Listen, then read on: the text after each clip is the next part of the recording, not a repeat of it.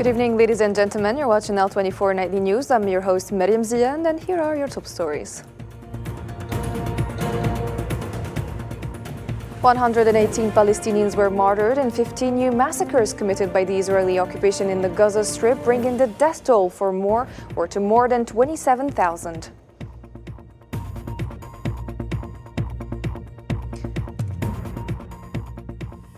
Next, the Hamas Islamic Resistance Movement said that they were open to the proposals put forward by mediators to conclude a new prisoner exchange deal.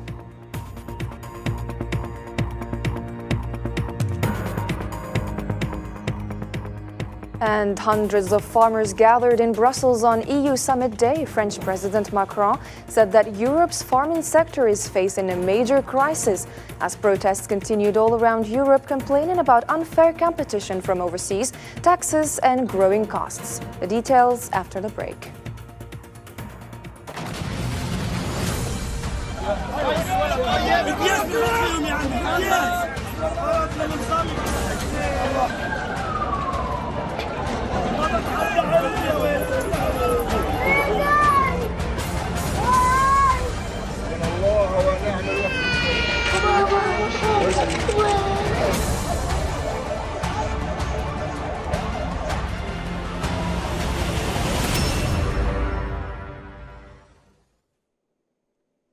Hello and welcome to the program again.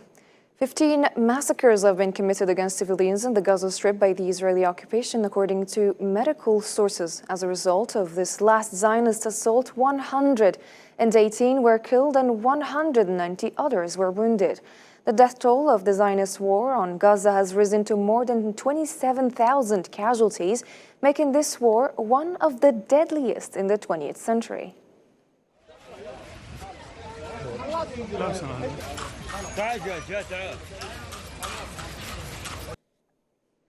Occupation forces stormed the headquarters of the Palestinian Red Crescent in Khan Yunis for the third time, opening heavy fire around Al Amal Hospital before withdrawing. Palestinian Red Crescent, in a statement, confirmed that hospital crews dealt with 18 cases yesterday, including 12 martyrs, including an employee and a volunteer in the association, adding that the shooting resulted in bullets penetrating 5 vehicles, including 3 ambulances.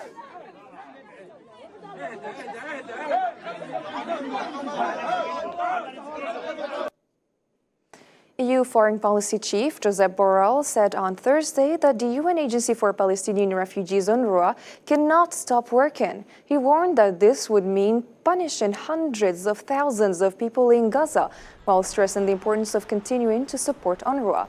Borrell also noted that funding cannot be cut in order to keep Palestinians alive, expressing that the EU has not decided to stop funding the UNRWA, after some Western countries froze vital funds amid accusations that 12 of its roughly 13,000 employees in Gaza were involved in the October 7th attack. And we certainly will talk about also the situation in the Middle East and the dire situation in Gaza. And I will stress how much important it is to continue supporting UNRWA. The investigation has to be done, but we cannot make a collective punishment to the Palestinian people. UNRWA is something that cannot stop working, otherwise hundreds of thousands of people will be perishing. Amidst the ongoing genocide in Gaza, the plight of displaced Gazans in Rafah intensifies as the Zionist Prime Minister Benjamin Netanyahu calls for the closure of the UN Palestinian Refugee Agency. Hosam Barkan reports. Displaced Gazans in Rafah voiced deep concerns following Zionist Prime Minister call on Wednesday for the closure of the UN Palestinian Refugee Agency, UNRWA. With the Gaza Strip already grappling with the dire circumstances, Palestinians fear worsening living conditions if UNRWA stops providing aid and support. We can't live without the UNRWA. We have hopes in the Arab countries and in the world for them to stand by us and not let this thing happen. Why? Because UNRWA is what enables the people to live, since all of the people are jobless. Thousands of Palestinians can't find jobs in here. There are no jobs.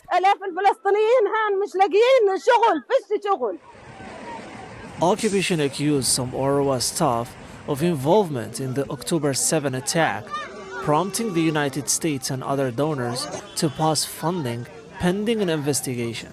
However, aid agencies argue that ending UNRWA operations would severely impact humanitarian efforts in the devastated Gaza. There are pressures on the UNRWA to downsize it. They can cut it down, and if they want to, let them shutter it. Just give me a significant solution as a refugee. Take me back to my land that I was displaced from. Palestinians have accused Zionists of spreading misinformation to discredit UNRWA, established in 1948 to assist refugees of the war. More than half of the Gaza population relies on UNRWA for day-to-day assistance. Gaza health authorities reported that more than 27,000 Palestinians have been killed and 66,000 injured in the ongoing war. In the same context, UNRWA Commissioner General Philippe Lazzarini said on Thursday that if international funding keeps being halted to the UN organization, UNRWA will most likely be forced to shut down operations by the end of February in all the region, not just in the Gaza Strip. A statement published by UNRWA, which helps Palestine refugees in the West Bank, Jordan, Lebanon, and Syria, said the organization reported that famine is looming in the north of the Strip. UNRWA also insists that 2 million people's lives in Gaza are in danger after 16 donor countries decided to cut economic aid.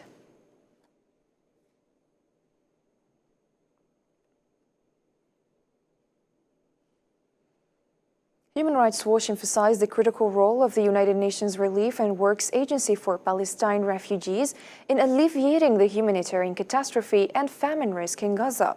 An official noted that cutting off UNRWA's funding displayed indifference and cruelty, ignoring the danger of famine looming in Gaza, calling for continued funding.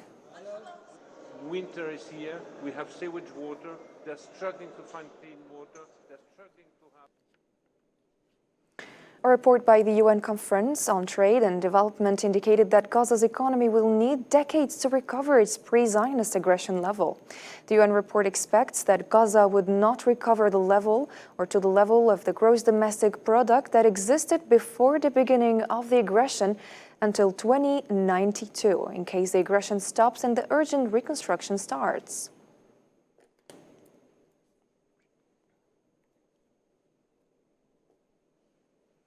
The UN Security Council held a meeting this week devoted to the decision issued by the International Court of Justice calling for the so-called Israel to prevent genocidal acts in Gaza, at a time when the African continent continues to advocate for the Palestinian cause based on its firm principles of defending just causes around the world. Marwa Belaiwar.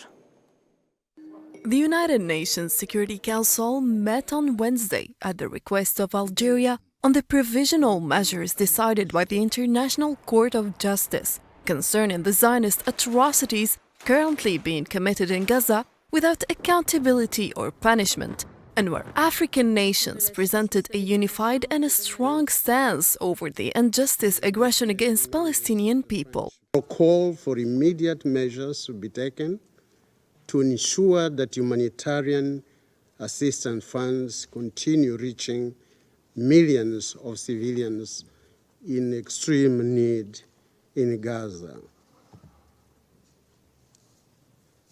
In war as in humanitarian assistance, we need to reassert our firm solidarity with the suffering people of Palestine and oppose the withdrawing or suspending the much needed aid to UNRWA under any pretext. The African continent has a collective memory that justifies its historical stance regarding Palestinians, despite the fact that standing by Palestine seems to be a logical position that goes in line with humanity. Africans have experienced the cruelty of division, the scourge of crimes, and the bitterness of occupation, as well as the apartheid regime imposed on the continent.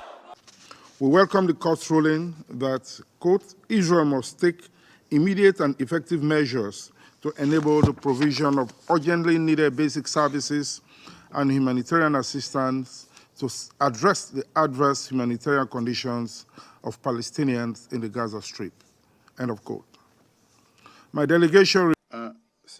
Thus, in order to be heard to protect the legitimate rights of the Palestinians and to deter the Zionist entity, the African continent resorts to all political and legal means. South Africa calls for international prosecutions against the Zionist occupation for genocide charges, a move that is welcomed and supported by the African continent.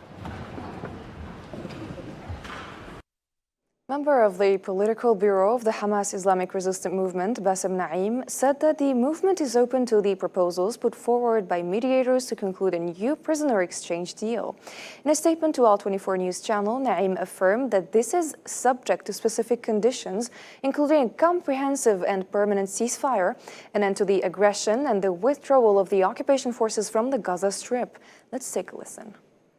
المقاومة كان موقفها واضح. The position of the resistance was clear. We must reach a comprehensive ceasefire with international guarantees and a total withdrawal of the Zionist forces from the Gaza Strip. And also, we need to reach a deal allowing to release all Palestinian prisoners from Israeli jails, in addition to opening crossing points, lifting the blockade, and letting humanitarian aid in, as well as starting reconstruction.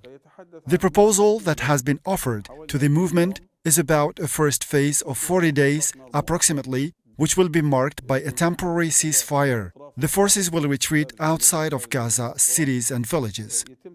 There will be an exchange of civilians, men and women, in return for a same category of Palestinian prisoners, men and women alike, and to let aid in the Gaza Strip to help people. We always call for people's free movement from the south to the north, and during those 40 days, negotiations will be held under international auspices and guarantors, as we said, the four countries, for the next phase, which must lead to a comprehensive ceasefire. الدول الأربعة للمرحلة الثانية التي يجب أن تقود إلى وقف إطلاق نار شامل. Al-Qassam Brigades, the military wing of the Hamas Islamic Resistance Movement, published scenes of its fighters targeting occupation vehicles and sniping at a Zionist officer in the Tel Al-Hawa and Sheikh Radwan neighborhoods west of Gaza City. Let's take a look.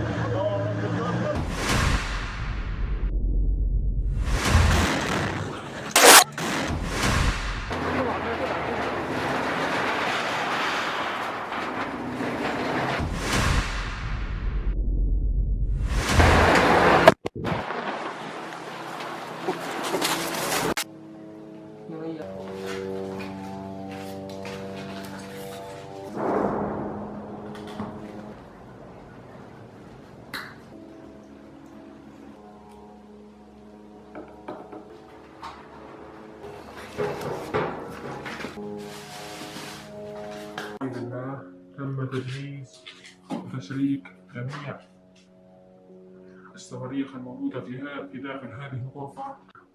هذا فخر بسيط عن روح ودماء الشهداء. Al-Quds Brigades, the military wing of the Islamic Jihad movement, targeted a Zionist military vehicle and troop carrier with tandem shells from point-blank range after returning from battle lines in Khan Yunis. Fierce clashes with machine guns arose with Zionist soldiers and vehicles in the west and southwest of Khan Yunis. Al-Quds Brigades also bombarded a position east of a Zaytun neighborhood in Gaza City.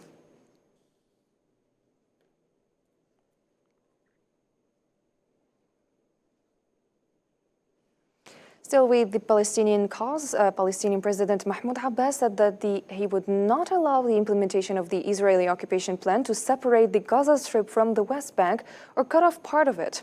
In a speech he delivered during a meeting held at the presidential headquarters in Ramallah, which brought together members of the Central Committee of the Fatah movement and its leaders, Abbas stressed the need to stop the policy of killing, destruction and attacks on the Palestinian people in the West Bank and East al-Quds, and to stop the policy of ethnic cleansing and the apartheid regime practiced by the occupation authorities.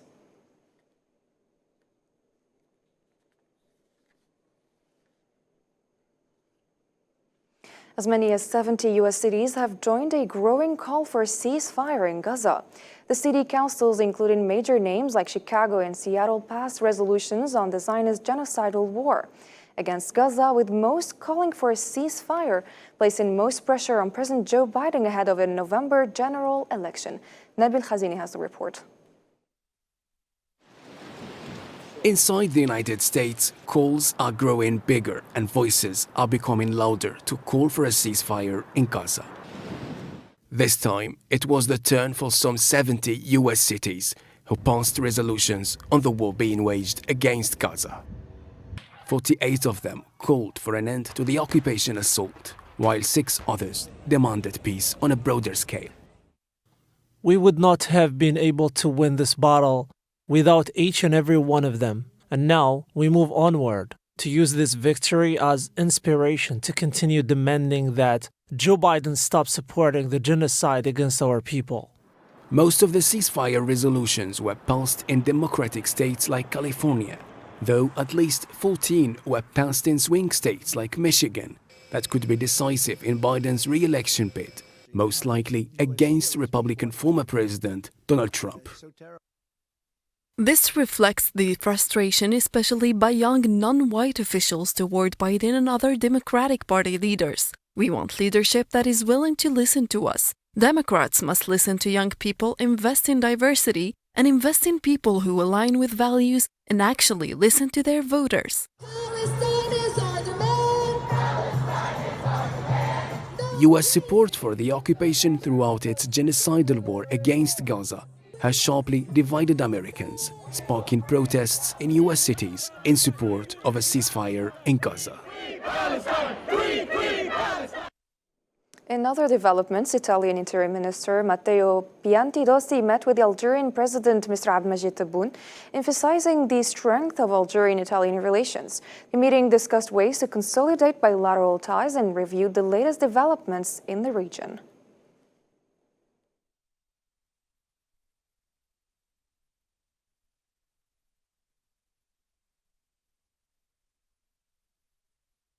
It was an opportunity to inform the President of the work that we have accomplished today with my counterpart, the Algerian Interior Minister, and which allowed the signing of a bilateral cooperation agreement in the field of security. It has also been an occasion to listen to the evaluations of the President of the Republic on different issues and to reaffirm our great satisfaction with the Algerian-Italian friendship. It is a friendship that goes back decades, based on a common vision, and we're committed to consolidating it and renewing it in the future. Algerian Foreign Minister Ahmed Attaf received on Thursday at the ministry's headquarters the Italian Interior Minister Matteo Piantedosi, who is on an official visit to Algeria, accompanied by the Italian Deputy Foreign Minister in charge of international cooperation, Edmondo Cirielli, where the two sides reviewed bilateral cooperation and partnership relations, according to a statement from the ministry. The same source added that the two sides praised development witnessed in recent years thanks to the instructions of the President of the Republic, Abdelmajid Tebboune, and his Italian counterpart, Sergio Mattarella. The two sides also signed bilateral agreement on security cooperation and stressed the need to continue coordinating and intensifying efforts in order to confront common challenges in the Mediterranean basin.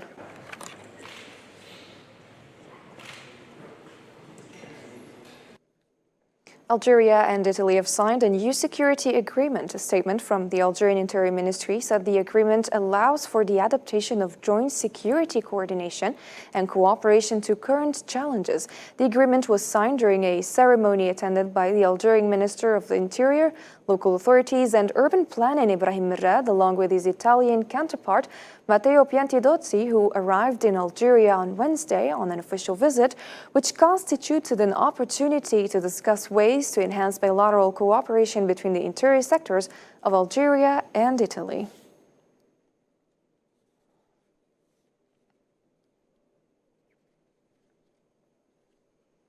Algerian Foreign Minister Mr. Ahmed Attaf arrived in Tunisia on Thursday in his capacity as a special envoy of Algerian President Abdelmajid Tebboune.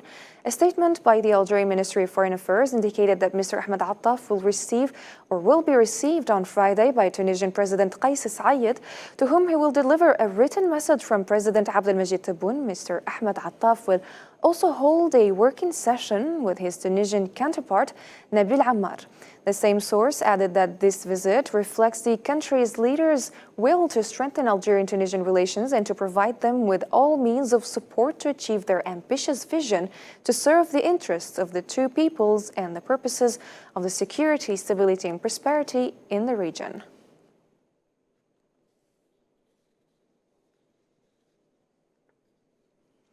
On the account of the volatile oil market and the slowdown in industrialized nations' activities, which could impact the oil demand, Algeria's Energy Minister Mohamed Arqab reaffirmed that OPEC Plus members are closely and continuously monitoring developments in the market. During his participation in the 52nd meeting of the OPEC Plus Joint Monitoring Committee, the Algerian Energy Minister indicated that the goal of the recent decisions made by the OPEC Plus nations to cut their production is to create stability and balance in the oil market. During the video conference meeting, ministers evaluated the degree of compliance of the OPEC Plus countries' production ceiling commitments of last December, as well as the current state of the global oil market and immediate development prospects.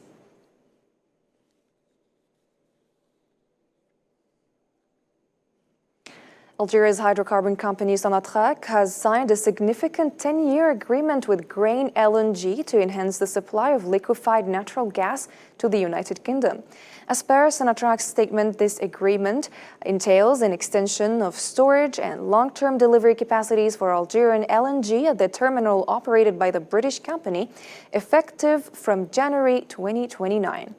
The agreement outlines an import capacity of 125 gigawatts per day, equivalent to 3 million tons of LNG annually, marking the first outcome of the competitive bidding process initiated by Grain LNG in September 2023.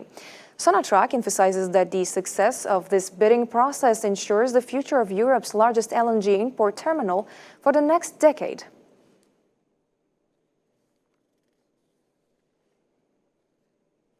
South Africa reiterated its firm and principled stance on the Sahrawi issue during a meeting between Ambassador of Western Sahara and the Deputy Minister of Foreign Affairs of South Africa.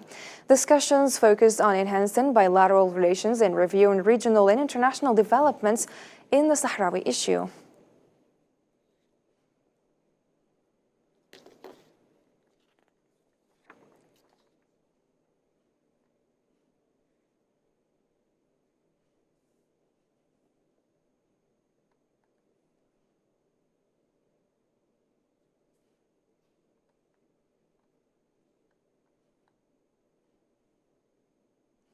Belgian Prime Minister De Croo said farmers' grievances should be discussed on Thursdays as farmers pressed leaders arriving for a European Union summit to do more to help them with taxes, rising costs and cheap imports. He also said he welcomed news that the European Commission was set to propose an exemption on Thursday on rules requiring farmers to leave part of their land fallow if they apply for EU subsidies. As you have seen, there is a major farmers' protest in Brussels. We need to be able to discuss in the Council on this topic, because the concerns that they have are partly legitimate. The climate transition is a key priority for our societies. We need to make sure that our farmers can be a partner in this. They have done incredible efforts over the past years. Over the past years, they have really adapted to the new standards that we have. We have a long way to go, and we need to make sure that they can be a partner in this and that they can be part of the discussion. Following a day of protests and an incredibly turbulent European Union summit in Brussels, farmers drove their tractors out of a square in the Belgian capital on Thursday evening. Farmers all around Europe are complaining about unfair competition from overseas, taxes, growing costs, and green regulations that are choking them. However, they couldn't agree on whether the day had been successful or not.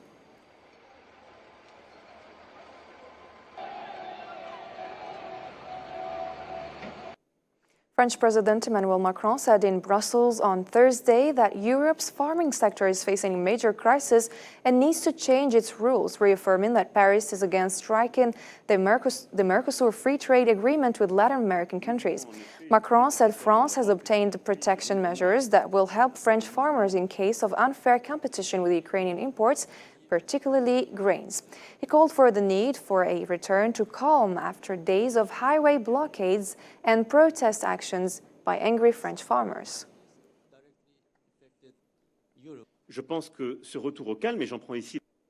Ladies and gentlemen, that's it for our program for tonight. Thanks for tuning in. See you tomorrow.